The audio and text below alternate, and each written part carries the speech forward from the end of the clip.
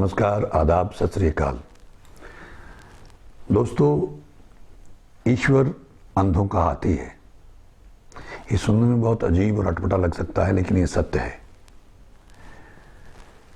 अंधों की ये आयरनी है कि अगर अंधों के हाथ में हाथी लग गया तो एक अंधे के हाथ में टांग आई तो वो कहता है ये खंबे जैसा है। ये हम सब पे लागू होता है। किसी के हाथ में पूंछ आई तो उसने कहा ये झाड़ू जैसा है। किसी के हाथ में उसका कान आ गया तो कहने लगा ये पंखे जैसा है। किसी के हाथ में सूंड आ गई तो उसने कहा ये सांप जैसा है।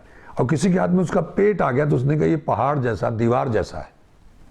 अब ये सारे अंधे अपनी अपनी जगह सही हैं, लेकिन गलत है, क्योंकि पूरा हाथी तो उनकी पकड़ से बाहर है। ये हम सब की हालत है।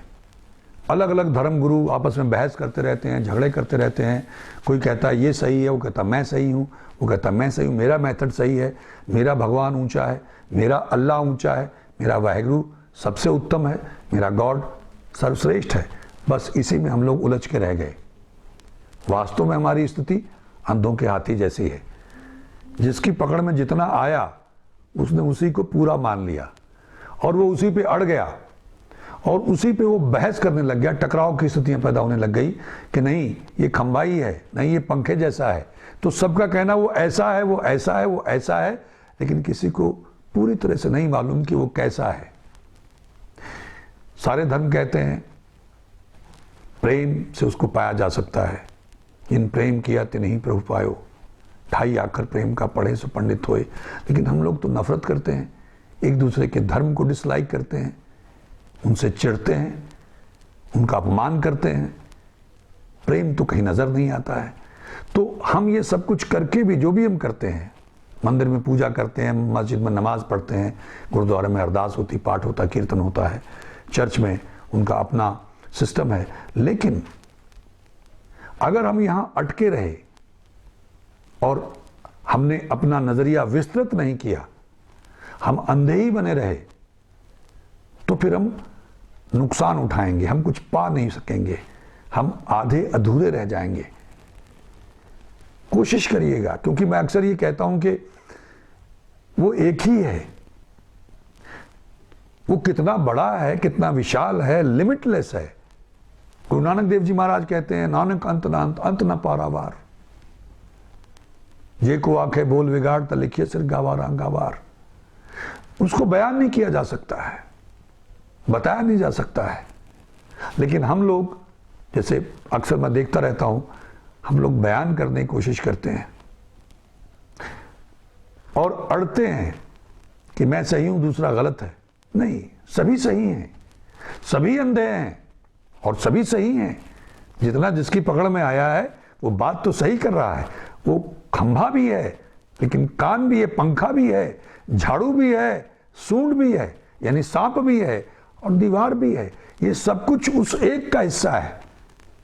लेकिन उस एक को, किसी के पास ऐसी आंख नहीं है जो देख सके।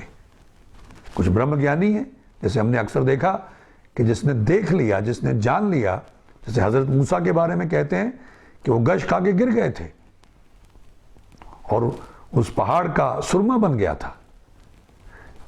ऐसे इंस्टांसेस मिलते हैं।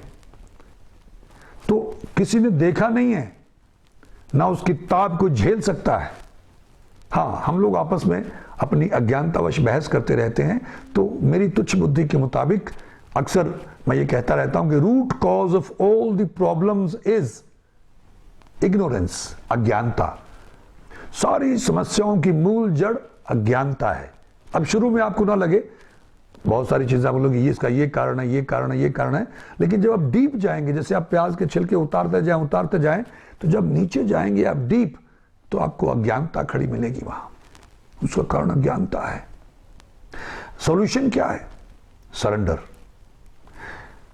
सारी समस्याओं का हल, जिसके लिए ऋषि मुनि तपस्वी पता नहीं कितने जन्म तप करते हैं, कि एक वो समय आए कि हम उस मालिक के सामने आत्मसमर्पण कर सकें। क्योंकि उस मालिक के सामने आत्मसमर्पण करना सबसे बड़ी विक्ट्री है, सबसे बड़ी जीत है। फिर एक्सेप्टेंस वगैरह, स्वीकार भाव सब उसके अंदर ही आ जाएगा कि हमने सरेंडर कर दिया। हम सरेंडर नहीं करते हैं, हम अड़े हुए हैं अपनी अपनी जगह पे कि नहीं ऐसा है। अब देखिए आप अक्सर लोगों की बहस, मुल्ला कुछ कह रहा है, पंडित कुछ कह रहा है, ग्रंथी कुछ कह रहा है, अलग अलग, फादर कुछ कह रहा है, पादरी जो है वो कुछ कह रहा है। बहस है, टकराव है, अलगाव है, नहीं, मिलना पड़ेगा, एक मंच पे आना पड़ेगा, क्योंकि हमारा वो परम पिता एक है, एकस के हम बारिक, हम उसके बच्चे हैं।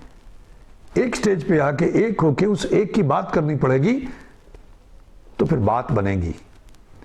अगर हम अकेले अलग अलग के अपने अपने हिसाब से लगे रहे, बहस करते रहे, अपने को बेहतर बताते रहे और दूसरे को कम या उससे इंफीरियर बताते रहे, तो फिर कहीं पहुंच नहीं पाएंगे।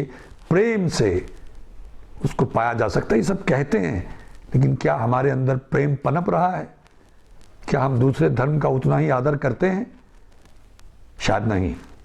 इसीलिए इतना तनाव है चारों तरफ, और जो माहौल हमारे देश में पैदा हो चुका है वो तो और भी चिंता का विषय है। मैं उम्मीद करता हूं मेरी बात कुछ मित्रों की पकड़ में आई होगी। कोशिश करिएगा, इसके बारे में सोचिएगा कि क्या ईश्वर, अल्लाह, गॉड, वाहिगुरु अंधों का हाथी नहीं है? जब तक हम प्रेम नहीं करते हैं, जब तक हमें सद्भाव नहीं आता, सद्भावना नहीं आती है, एक दूसरे के लिए वो मानवीय विचार नहीं आते हैं, कंपैशन नहीं आता है, वार्मथ नहीं आती है, दया नहीं आती है, तब तक हम कुछ भी कहते रहें और करते रहें, हम मुकम्मल नहीं हो पाएंगे, हम कहीं पहुंच नहीं पाएंगे। बल्कि ऐसी शुरुआत करनी चाहिए कि हर धर्म के लोगों को एक मंच पे इकट्ठे होकर उस एक की बात करनी चाहिए, और अपनी तमाम बिरादरियों के लोगों को, जो हमारे हिंदुस्तान की गंगा जमनी तहजीब है, उसके साथ जोड़ना चाहिए, बैठ के बात करनी चाहिए, ताकि ये जो इख्तलाफात हैं, ये जो लोगों में कड़वाहट पैदा हो रही है, दूरियां बढ़ रही, दरारें पड़ रही हैं, इनको पाटा जा सके। ईश्वर भला करे, दया करे, मेहर करे, हम सबको सद्बुद्धि दे, हम उसके मर्म को समझ सकें, नेक बन सकें, दयालु बन सकें, उस मालिक के प्रेम में डूब सकें, ताकि हमारा इस संसार में आना भी सार्थक हो और अपना परलोक भी संवार सकें। आप सबका बहुत बहुत धन्यवाद। नमस्कार। जय हिंद, जय भारत।